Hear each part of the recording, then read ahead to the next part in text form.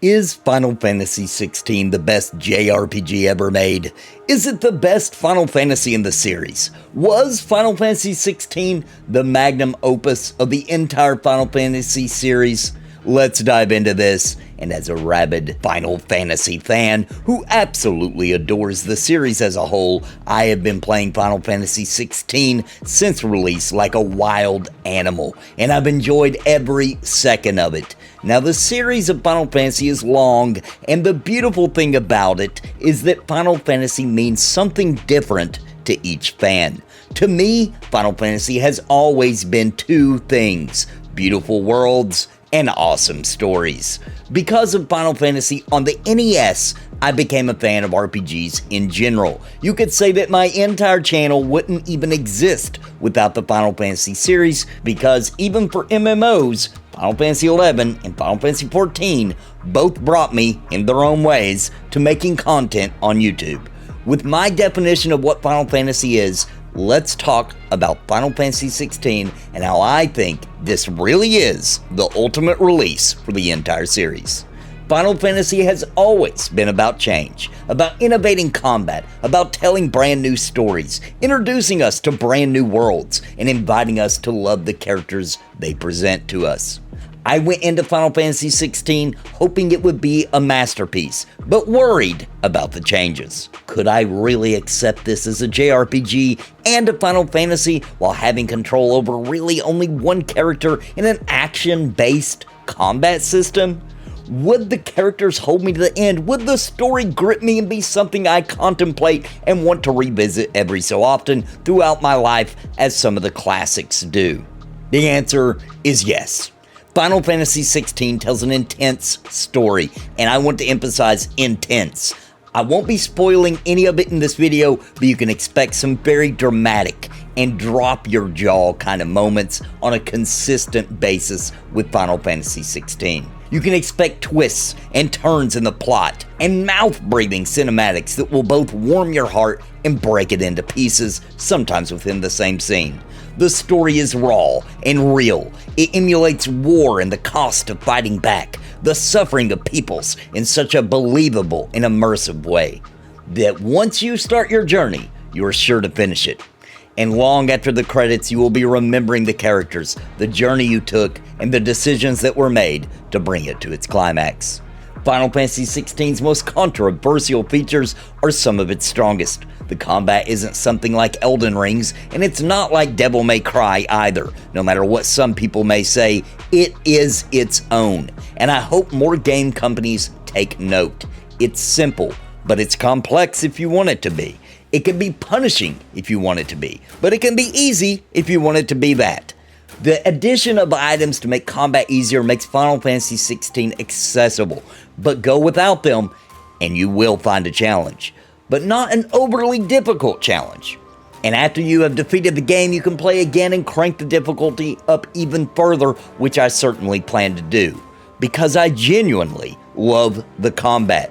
This isn't something I expected to say either, because I'm a turn-based combat lover, but I can see that for the pace of this story, for this world, for this to feel this immersive, we needed this exact combat system, and I wouldn't change a thing. Final Fantasy's world is absolutely stunning as well. There are open areas all across the map that allow you to explore, and every single vista I saw, I would stop and just look around and take it all in. It feels extremely Final Fantasy in every pixel and makes me excited for the future of the series. It has a sense of livelihood and like a place that these people actually live in, as you run across people traveling along the roads and living their lives in the city. Running through a town, you will hear the cry of people selling their goods, women gossiping in the streets about current events, and it all comes together into an experience. And I want to emphasize the word experience, because that's what Final Fantasy XVI is. It's an experience where you see the story of Clive and his struggles with himself and the dire situation he is in the world, as he attempts to do the right thing in a place that has convinced itself that the wrong things are the right things. And that brings me to the story. The world is the story. The events that are happening throughout the entire campaign are epic and groundbreaking in the artful way they tell it. It's always one thing to the next with never a dull moment. Even the moments that should be dull aren't, because you're in love with the characters in the world and the people, and you want to learn more about them or help them, even with the small, simple tasks that the side quests offer from time to time. And I've seen it said that the side quests are boring. I completely disagree, and I highly advise that you don't skip them. The side quests are telling you more about the world and really beating it into your head, how people in this world think and why they do what they do. The side quests do exactly what I think a side quest should do: emphasize and expand upon the lore and the world you are in. But the main story is just so amazingly well done, and mixed with the absolutely stunning soundtrack. This is truly a masterpiece, not just in JRPGs or not just in the Final Fantasy series, but in the entire gaming medium as a whole. And not to mention the throwbacks to Final Fantasy fans. It's sprinkled throughout the entire game, the nods and the feelings of almost like a secret handshake. It's not necessary by any means for you to play any other Final Fantasy to enjoy Final Fantasy 16, but for those that have, they will be smiling ear to ear as many of the moments happen throughout the game. Everybody likes to dog on Final Fantasy because it's the cool thing to do, and they've had some missteps in the series for sure, but Final Fantasy 16 stands as the testament that feels like the entire series was leading up to this release. All of their experience, all of their stories, all their world building has led us to Final Fantasy 16, where we have a glorious world and story and characters to explore and fight the very gods themselves. Whether you are a fan of action combat or not, whether you are a fan of Final Fantasy or not, whether you like JRPGs or not, if you like good stories, if you like grand epic sagas, Final Fantasy 16 is definitely for you. Because everything about the presentation to the options available, this game can be played by anyone and enjoyed for exactly what they intended it to be: an epic story in an epic world that you will not forget for the rest of your life. For the emotions that Final Fantasy 16 has given me, for the characters, and the strongest Cid, and the best main character yet, I think that Final Fantasy 16 is the best in the entire series. And I can't believe I'm saying this, but it is well earned. Never did I think a new JRPG or Final Fantasy could top the nostalgia and the love I have for Final Fantasy VI or Final Fantasy IX, my favorite in the series before now.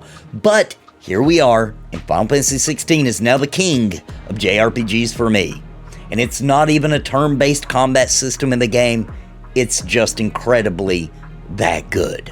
If you own a PS5, this is a must-buy. If you can afford it, it's worth getting a PS5 for.